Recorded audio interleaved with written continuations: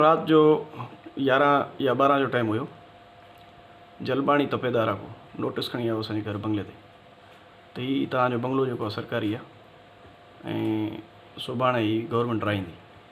सही सर। ऐं अहिड़ी काई सरकारी प्रॉपर्टी हिते असांजे ॻोठ में न आहे।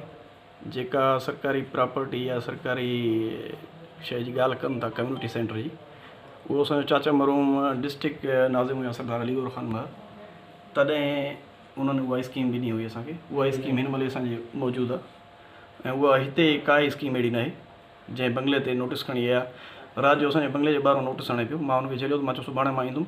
राति जो 11 बजे कंहिंजे घर जे अॻियां नोटिस हणणु चङी ॻाल्हि कोन्हे, सुभाणे तव्हां मां वटि अचिजो, मां तव्हांखे रिसीव करे ॾींदुमि। पोइ पाण में ॿाहिरि आहिनि, ठही वञनि न ठही वञनि, हुन में असांजो वजह वास्तो न आहे, छा तरीक़ेकार आहे, छा सिस्टम आहे उन्हनि जो।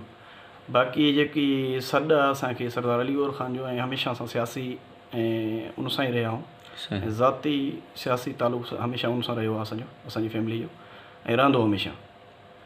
ऐं इंतकाम जी रही ॻाल्हि, त इंतकाम अॼु कोन्हे राति वारो, इंतकाम 2-3 महीननि खां मूंसां हले थो पियो।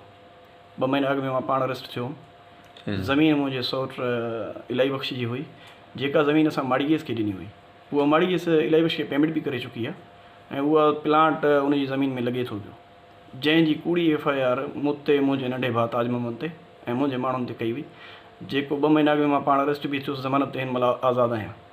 इहो इंतकाम 2-4 महीना अॻु में ई असां सां हले थो। इंतकाम खां डिॼण वारा न आहियूं ऐं सरदार अली ख़ान जा आहियूं, हमेशह रहंदासीं। विज़िट कयो अवामी आवाज़ मीडिया ग्रुप जी वेबसाइट awamiawaz.pk।